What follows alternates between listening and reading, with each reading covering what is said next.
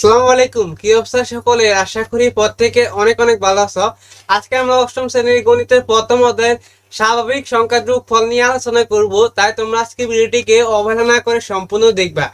দেখো, এখানে আমি লিখেছি যে স্বাভাবিক সংখ্যার যোগফল নির্ণয় তোমাদের পর্ব 4 অষ্টম গণিত প্রথম অধ্যায়।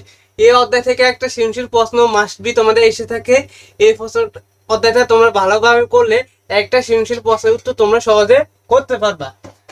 তাহলে স্বাভাবিক সংখ্যা যোগফল আমি এখানে যেভাবে লেখাইছি তোমাদের বইতে এভাবে দেওয়া আছে, কিন্তু তোমাদের এটা বুঝতে হবে। তোমাদের বইতে দেওয়া আছে, তোমাদের এটা কিভাবে হলো এটা বুঝতে হবে। তারপর আমরা শেষে একবারে সূত্র জানিয়ে নিব যে আমাদের যোগফল নির্ণয়ের সূত্রটা কি, যে কোনো স্বাভাবিক সংখ্যা যোগফল নির্ণয়ের সূত্রটা কি। তাহলে এখানে দেখো, স্বাভাবিক সংখ্যা যোগফল নির্ণয় ক সমান 1 যোগ 2 যোগ 3 যোগ 4 5 6 7 8 9 10। তোমরা এভাবে লিখবা যে ক সমান 1 থেকে 10 পর্যন্ত লিখে নিবা যোগ চিহ্ন দিয়ে। তারপর আবার নিচের লাইনে ক সমান 10 9 8 7 6 5 4 3 2 1, মানে এখন উল্টা লিখবে 10 থেকে শুরু করে 1 পর্যন্ত। প্রথমে লিখতে 1 থেকে 10 পর্যন্ত, তারপরে 10 থেকে আবার 1 পর্যন্ত। তোমাদের বইতে যেভাবে দেওয়া আছে ওইভাবে আমি লিখেছি। তোমরা বই নিয়ে দরকার হয় দেখো, আমি ওইভাবে লিখেছি। তারপর এখানে আমরা যোগ করেছি, দেখো ক ক ক ক ক, তাহলে 2 ক হবে, 2 ক, কয়ে কয়ে যোগ করলে 2 ক। আর যদি ক ক গুণ করি, ক গুণ ক, তখন হবে ক স্কোয়ার। এই যে ক গুণ ক, তখন আমাদের ক স্কোয়ার হবে। কি হবে? ক গুণ ক গুণ করলে ক স্কোয়ার হবে। কি হবে? ক স্কোয়ার। আর যোগ করলে 2 ক।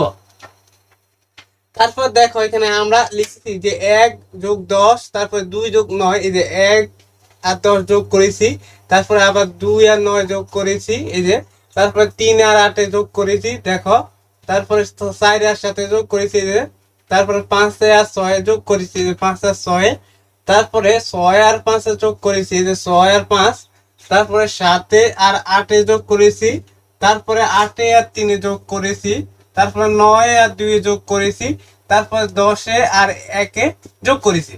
তাহলে আমরা এইভাবে লিখলাম 2 ক সমান, কিন্তু তোমাদের বইতে দেওয়া আছে ধরো যে 1 থেকে 10, আবার 2 9 3 8, তারপরে ডট ডট 10 যোগ 1, মানে এই বাকিগুলা লেখে না। 4 যোগ 7 5 যোগ 6 6 যোগ 5, মানে তোমাদের এখানে ডট ডট দিয়েছে, মানে আরো আছে, সংক্ষেপে লিখে দিছে। কিন্তু আমি তোমাদের এখানে সবগুলো লেখাইছি, এখান থেকে তোমরা এগুলা লিখতে পারবা। তারপর লক্ষ্য করো, এখানে 2 ক লিখলাম, এই যে 2 ক সমান, এখন আমাদের এখানে প্রথম পদ বা প্রথম সংখ্যা 1 আর শেষ সংখ্যা 10। শেষ সংখ্যা কত? 10। তাহলে 1 যোগ 10 গুণ পদ সংখ্যা। তাহলে আমাদের এখানে সংখ্যা কয়টা দেখি? 1 2 3 4 5 6 7 8 9 10। 1 2 3 4 5 6 7 8 9 10, সবখানে আমাদের 10টা করে। তাহলে লিখলাম গুণ 10।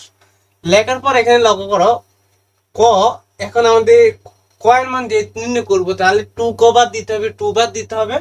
তাহলে আমরা এখন 2 নিচে আনলাম, আর এখানে 1 যোগ 10 গুণ হচ্ছে 10।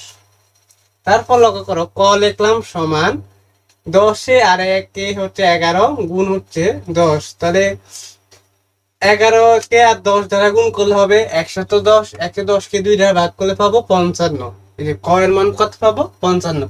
আরেকটা লাইন লেখা উচিত ছিল, এইভাবে লিখতাম যে 110 বাই হচ্ছে 2 সমান হচ্ছে 55, মানে এই লাইনটা লিখি না, এটা গুণ করেছি। 55 হচ্ছে তোমাদের ক এর মান। এখন যে কোনো স্বাভাবিক সংখ্যার যোগফল নির্ণয়, যখন তোমাদের বলা হবে যোগফল নির্ণয় করো বা সমষ্টি নির্ণয় করো, যে কোনো স্বাভাবিক সংখ্যার, বা প্রথম 100টি সংখ্যা সমষ্টি নির্ণয় করো, বা প্রথম 60টি সংখ্যা সমষ্টি নির্ণয় করো, তোমাদের মেন বইতে যে অনুশীলনী 1-এর অঙ্কগুলা দেওয়া আছে সমষ্টি নির্ণয় করো, ঘ নম্বরই বিশেষ করে তোমাদের এটা আসবে, 4টা নম্বর তোমাদের থাকবে। তখন একটা সূত্রের প্রয়োজন হবে অঙ্কটা করতে হলে, সেই সূত্রটা আমরা জেনে নেই। যোগফল বা সমষ্টি নির্ণয়ের সূত্র প্রথম সংখ্যা যোগ শেষ সংখ্যা গুণ পদের সংখ্যা বাই 2। এই সূত্রটা তোমরা মাস্ট বি মুখস্থ করে নিবা। তোমাদের যখন যোগফল, যে প্রথম 60টি পদের সংখ্যার যোগফল বা প্রথম 100টি সংখ্যার সমষ্টি নির্ণয় করো, তখন এই সূত্রটা তোমাদের প্রয়োজন হবে। তাই তোমরা কেউ এই সূত্রটা অবহেলা না করে অবশ্যই মুখস্থ করে নিবা। তাহলে আজকে আমরা শিখলাম যে স্বাভাবিক সংখ্যা যোগফল নির্ণয় করে কিভাবে এবং যোগফল নির্ণয়ের সূত্রটা কি।